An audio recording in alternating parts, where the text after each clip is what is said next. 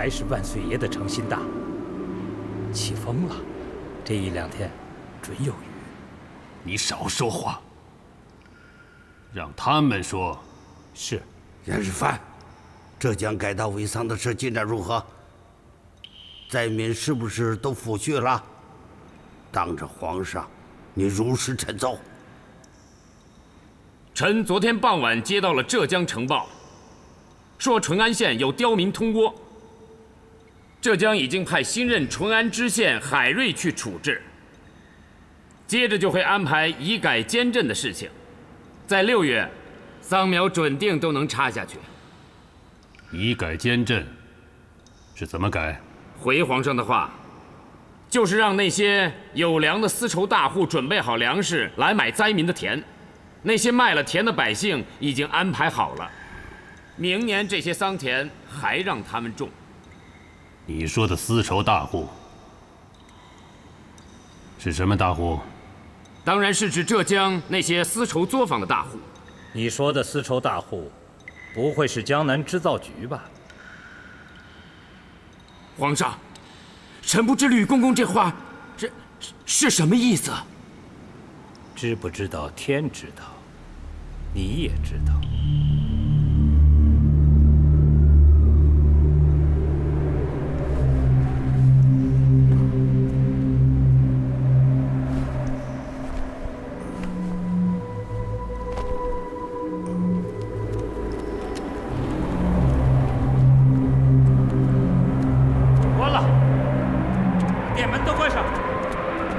不要关！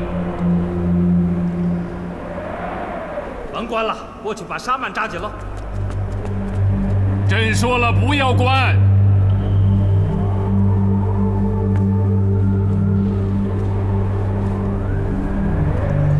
主子，不要挡着朕。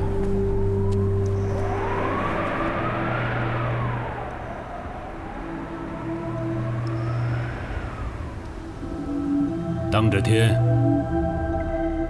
严世蕃，你要如实回话。皇上就是天，臣没有说一句假话。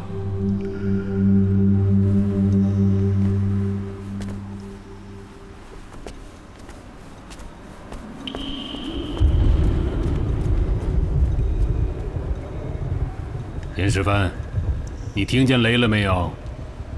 天在上，皇上在上，臣要是敢欺君，就让天雷把臣给击了。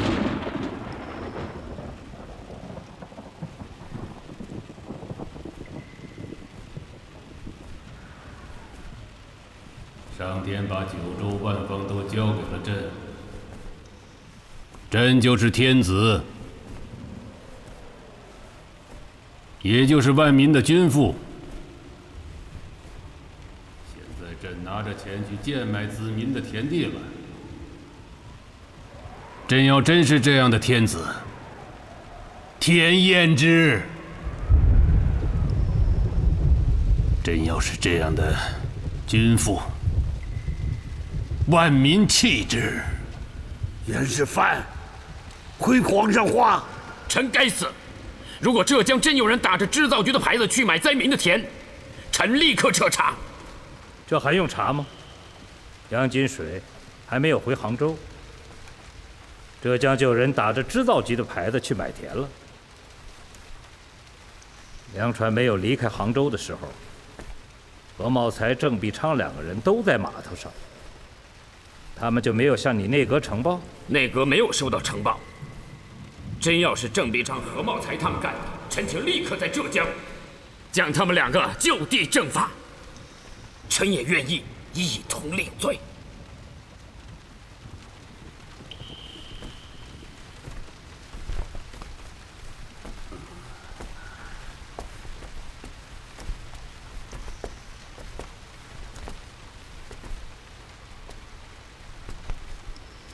话回到这个份上，按理朕也不能够不认可了，可也不能就这么认可。朕把内阁都交给了你们，你们落下了这么大的亏空，为了替你们补亏空，朕也同意了你们改道为桑。如果你们想把亏空的账都算到朕的头上，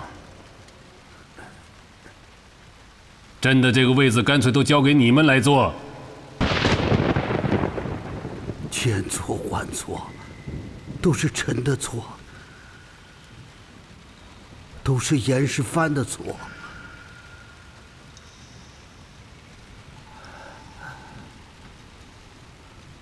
只要能够澄清圣明于万一。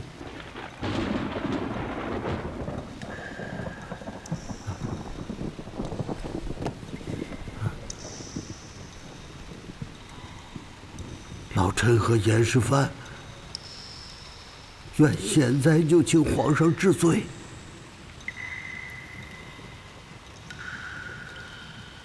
事情闹到这个地步，就想撩纱帽了？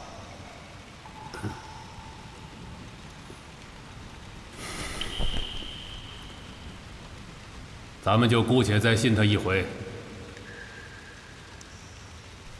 事情由严世蕃去查。今天朕说的这些话，就你们3个听到了，不要传出去。奴婢明白。内阁还是交给你们，该干什么干什么去。臣谢恩。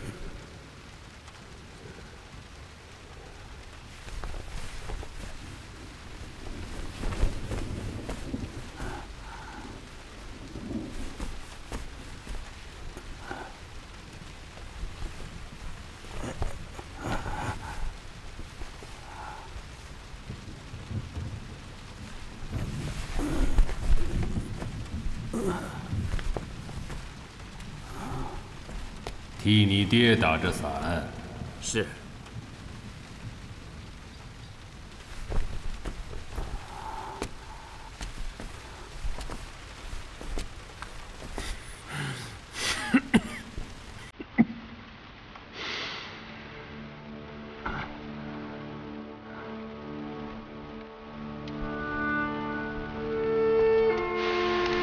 从精舍门外沿通道走到大殿门边，也就5丈路程。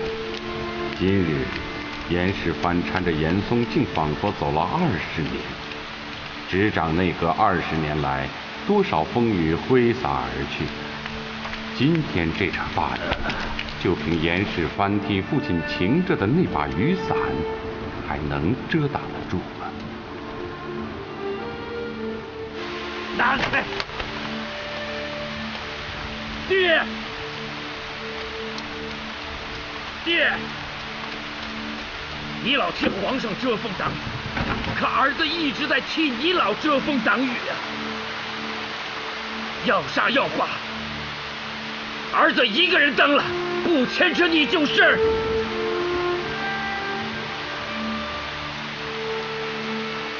严世蕃，我告诉你。 大明朝只有一个人可以呼风唤雨，那就是皇上；只有一个人可以遮风挡雨，那就是我，不是你。你和你用的那些人，谁也替我挡不了风雨，全是在招风惹雨。 皇上呼唤的风雨，我都遮挡了20年了。你们招惹的风雨，没有人能替你们遮挡。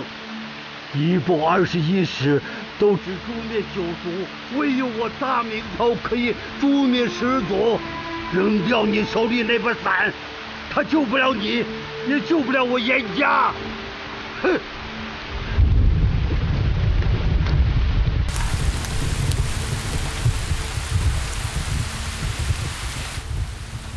锦衣卫那几个人到浙江了吗？哦，回主子，他们昨天晚上才走的。派朱祁去。得力。是。哼，小户人家，眼皮子就这么浅。臣妾家是小户人家，可这跟眼皮子浅没关系。皇上一赏就是10万匹丝绸，穿不了也不敢退。家里屋子又小，正在为没地方搁着犯愁呢。真要是能退给江南织造局，明日就可退了。那就退了。尊者赐不敢辞。王爷几时见过有人把皇上恩赏的东西给退回去过？王爷想想，臣妾的娘家真要上个书，把皇上恩赏的东西给退了，那万岁爷会怎么想？外面人又会怎么想？皇上做恶人，我们来卖好。哪儿就扯到做恶人卖好上去了？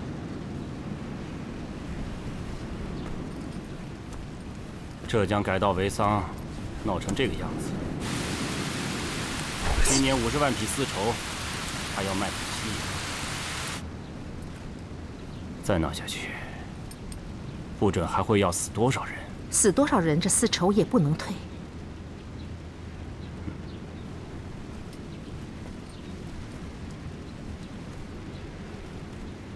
啊？你那天不是说要给世子留个得民心的天下吗？怎么，迁到你娘家，这民心就不要了？这是两回事啊，王爷。也就20几天，便是皇上的万寿了。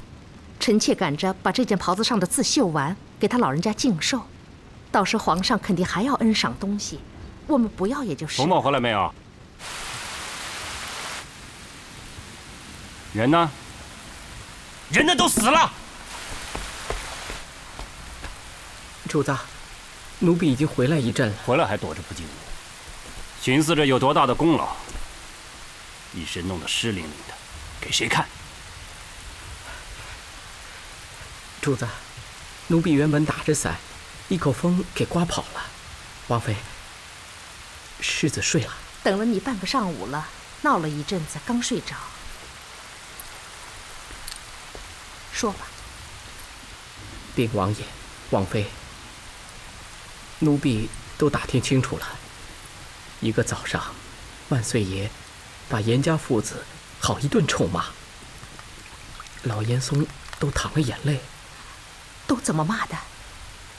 回主子，吕公公现在还在陪着皇上，详情奴婢还没法问，只问了当时在殿外当值的奴婢，他们离得太远，也听不太清楚。哦，只知道是为了浙江打着织造局牌子买灾民田的事儿。然后呢？主子，皇上好像说，干脆把位子让给严家父子坐好了。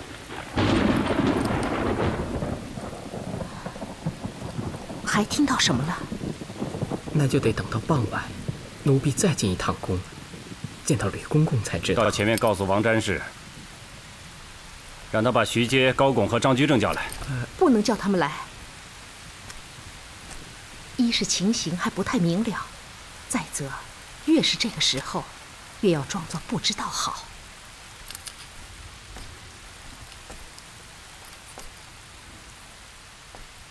你说呢？回主子，这可不是奴婢能说当说的呀。明白便好。回屋去，把这身尸皮换了吧。谢主子。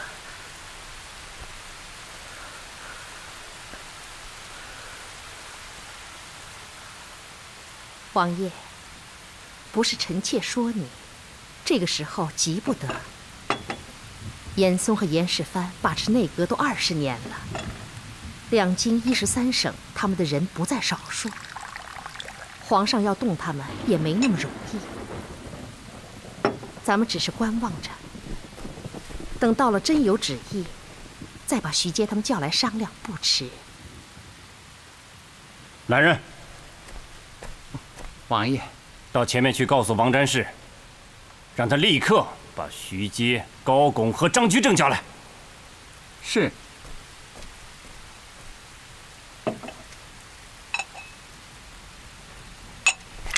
连口热水也没有吗？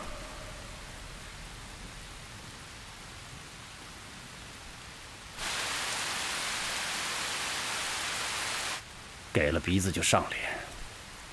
你不要忘了，你们家可是调脚上架盖房子的出身。站着，我叫你走了吗？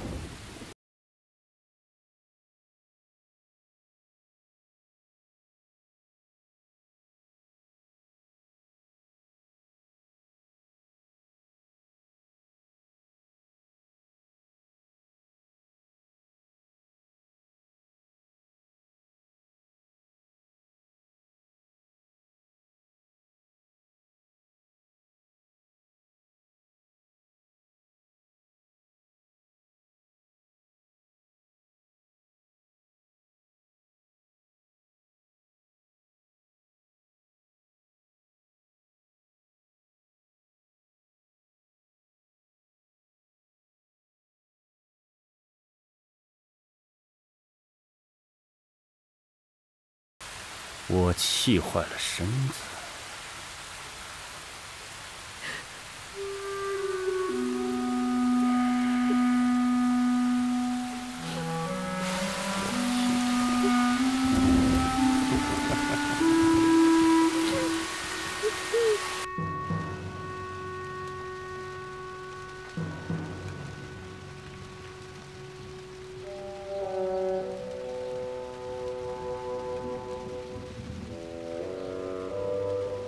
那么多藩王，中宫还有那么多人，每年开支就占据一半。去年修宫殿，又占据1/3，国库空了。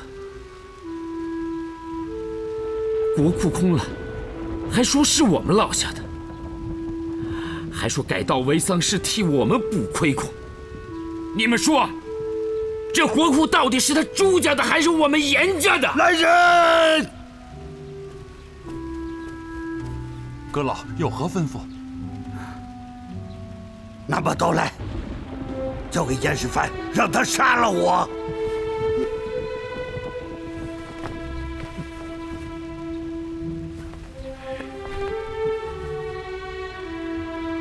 阁老、小阁老都先不要急，眼下最要紧的是弄清楚打着织造局的牌子买田到底是谁干的。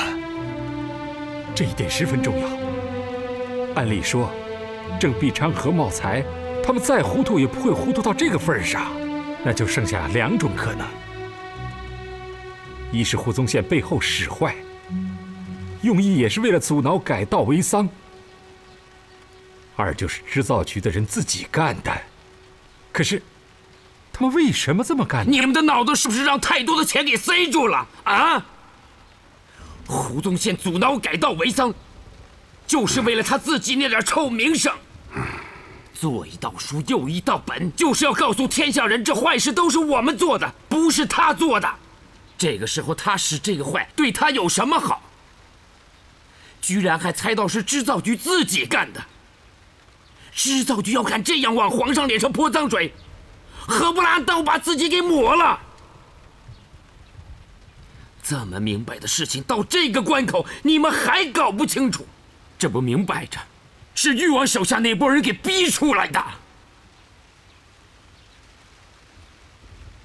老爹不明白，还让徐阶去谈心，还相信徐阶会叫赵贞吉给浙江拨粮。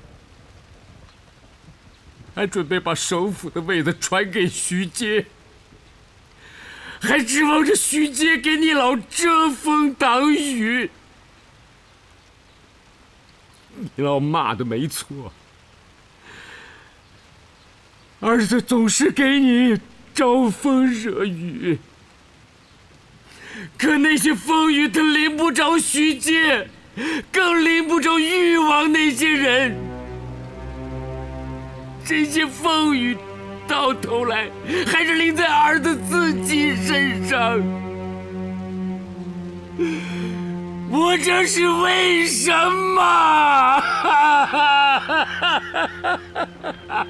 去给南京发封信吧，问清楚了，胡汝珍到底去没去找赵贞吉？这个赵贞吉借没借粮给汝珍？是。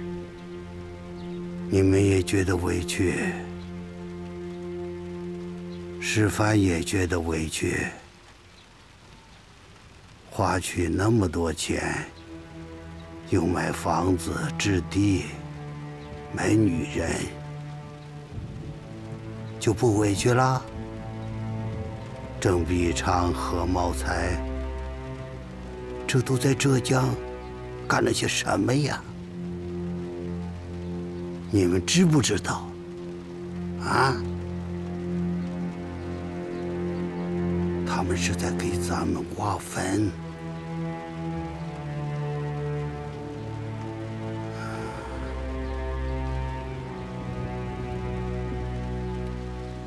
给我换身衣裳吧。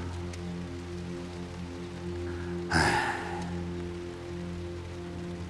我死了，严世蕃连自己都保不了，更保不了你们。是。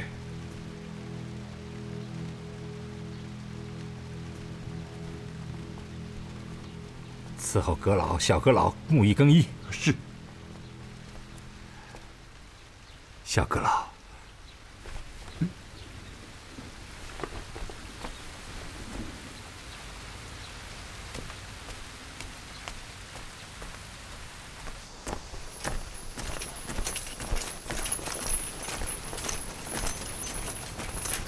站住！干什么呢？换防。蒋千户、徐千户的兵在这里看护粮船，这里的兵去城里听高府台调遣。他是干什么的？敢调派咱们？我说换防，你没听见？他手里有总督衙门的调令，换防吧。我要看调令。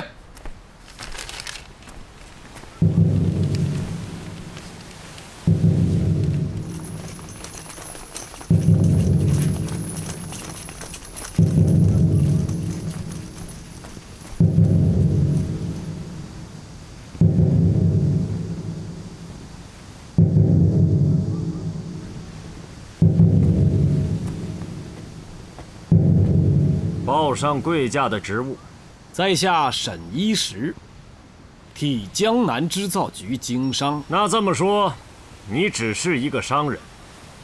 就算是吧。大明官制载有明文，商人不许着铸罗绸缎。你这身装束，怎么讲？海老爷这句话还真将我问住了。请回答我的话。果然是闻名不如见面，刚峰大人，不愧是刚峰大人啊！明白回话。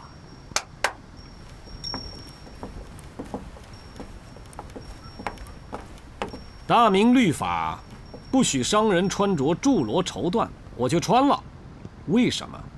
你给海大人说说。是。嘉靖37年，江南制造局报司李健。知商沈一石当差勤勉，卓有劳绩。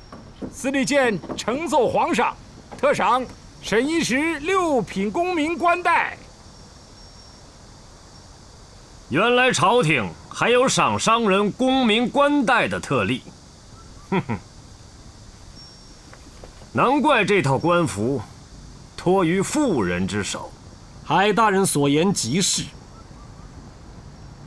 虽说这个功名是天恩特赐，但是我沈某平日也从来不敢随意穿戴，毕竟不合大明朝的祖制。既然皇上赏了我这功名，我就不只是一个商人了。这就是我沈某今日敢穿铸罗绸缎的缘由。这样回话，不知道海大人认不认可？你刚才自己说了，皇上赏你这套功名冠带，并不合大明朝的祖制，是不是？你要我现在认可你这句话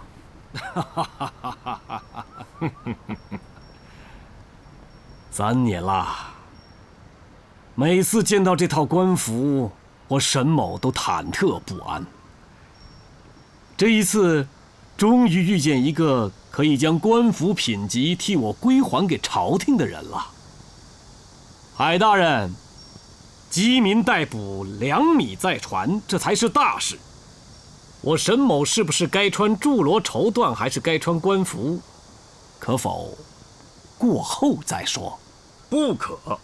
你要是个正经的官员，就立刻换上官服；你要只是个商人，便立刻换上布衣。穿官服换布衣，与今日的灾民粮米之事有关吗？当然有关。你打着织造局的牌子，打着宫里的牌子来贱买灾民的田地。你要是穿上官服，我便上书参织造局；你要是换上布衣，我便着人将你立刻拿下。我再问你一句，是穿上官服，还是换上布衣？我已经说过，我沈某今日穿官服还是换布衣，与灾民粮米之事并无干系。那就是说，贱买灾民的田地并非织造局所为，也不是宫里的本意喽。来人，在！大人，先将每条船上织造局的灯笼都取下来，再将这个人拿下。慢着！不知海大人为何要将我船上的灯笼取下呀？你打着宫里的牌子，贱买灾民的田地，诽谤朝廷，以图激起民变。你还敢问我？哦，原来是为了这个。来人，在，把灯笼下的帖子放下来。放下来！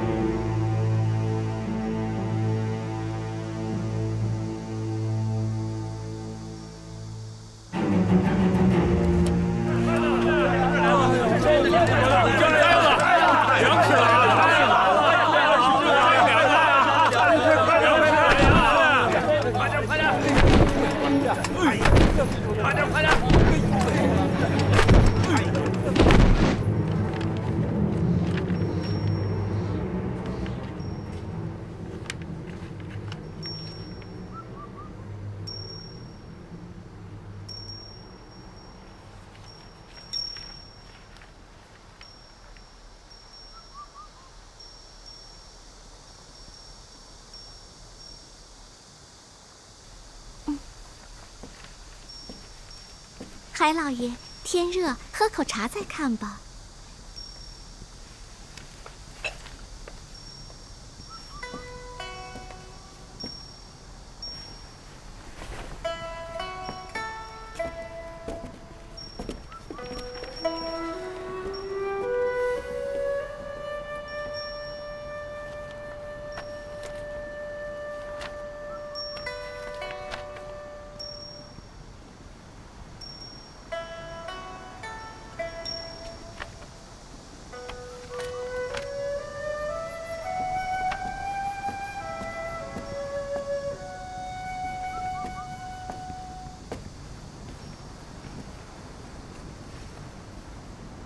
刚峰公，看完了？我冒昧的问一句，你只是一个商人，虽有个6品官带，也不过虚设而已。赈灾又不是你的责任，你为什么这么做？我是个商人，可我是替织造局当差的商人。朝廷要我多产丝绸，我就拼命的多产丝绸。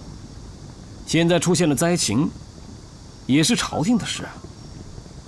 浙江官府一时拿不出那么多粮来赈灾，我先垫出钱买粮，借给官府，帮了朝廷，也是帮了我自己。到时候你们还会还粮给我，我又不损失什么，我为什么就不能这么做？但不知我这样回话，刚峰大人认不认可？那改道为桑呢？你的钱都买了粮，借给了栽县，但拿什么去买田呢？没有田，种不了桑，怎么多产丝绸？朝廷要改道为桑，并不是我沈某一个人的事。那么多有钱的都可以出钱买田改种桑苗，连百姓自己今年有了粮，也可以把稻田改种桑苗。到时候，只要把产出的生丝多卖些给我，让我多织些丝绸出来。织造局的差事。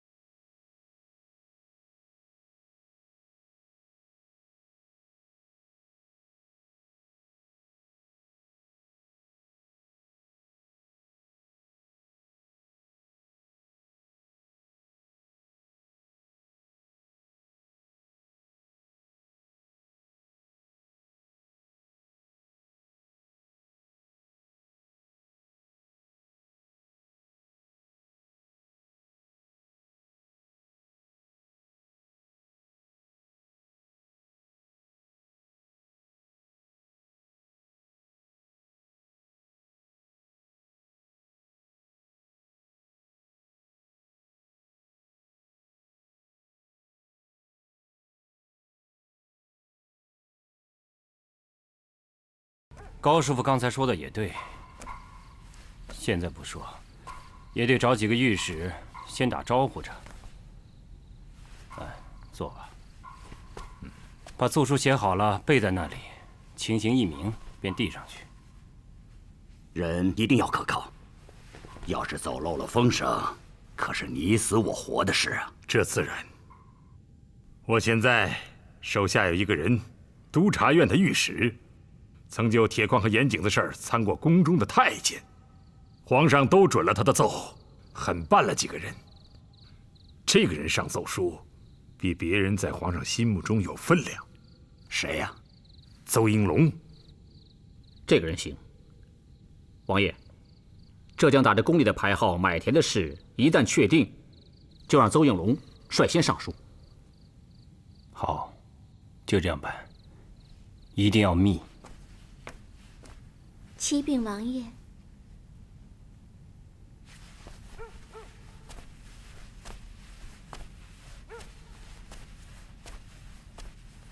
什么事啊？李王妃要回娘家。你说什么？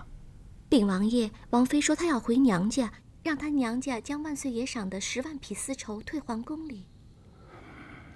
莫名其妙。去告诉王妃，在屋里等着。 我不来，不许走。是。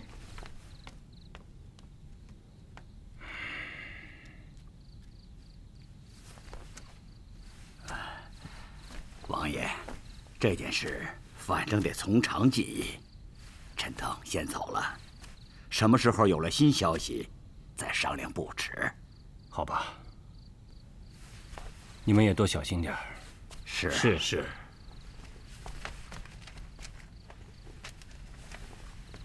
这封信，王爷可得收好了。好，去吧。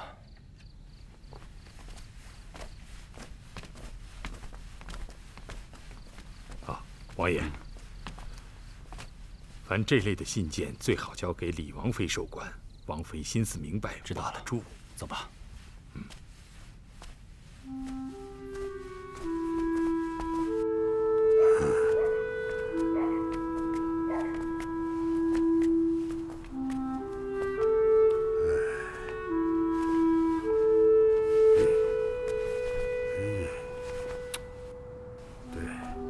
大户亲兄弟上阵父子兵。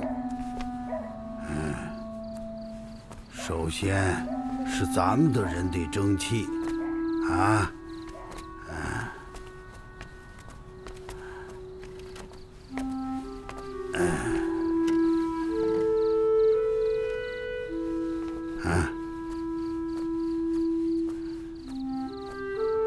师范，把你说的入珍和制造局的话再说透彻些，啊。爹，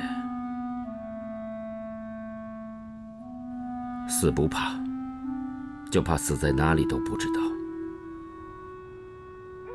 龙文和茂清糊涂，说制造局买田的事，不是胡宗宪使的坏，就是制造局自己的人使的坏。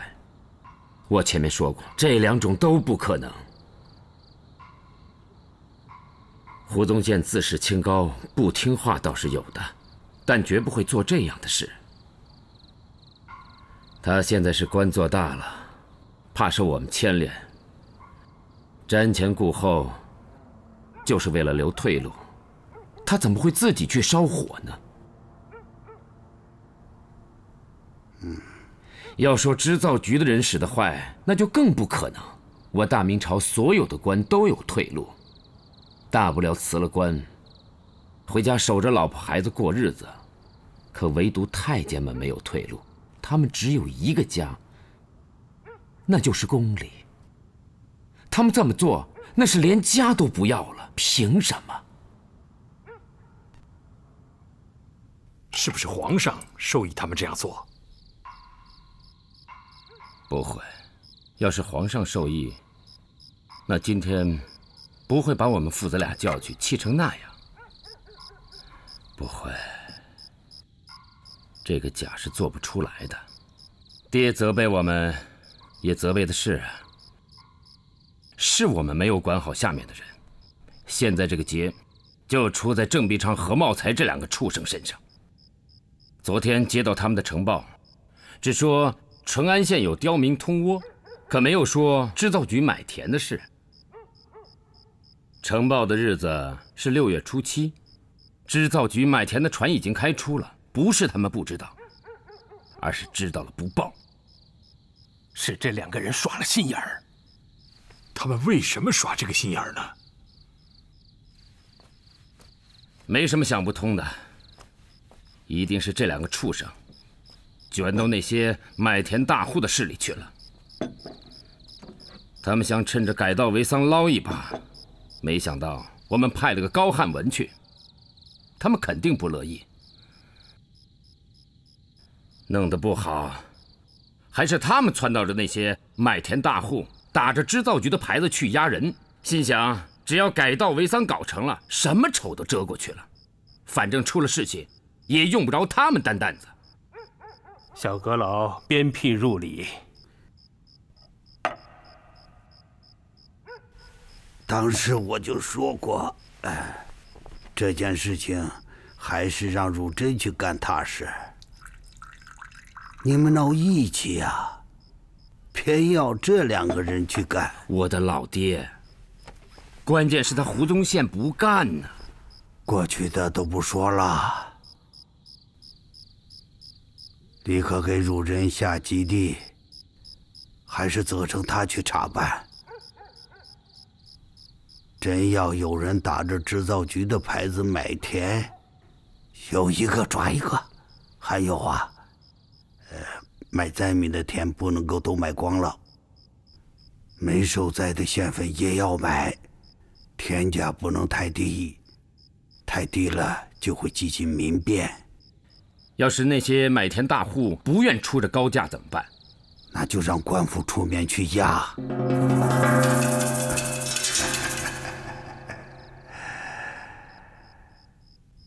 历来造反的都是种田的人，没听说商人能闹翻了田。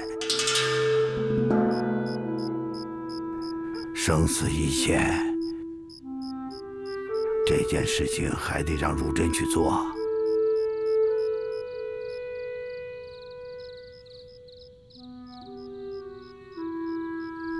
你们是不是也在郑必昌、何茂才那里有股啊？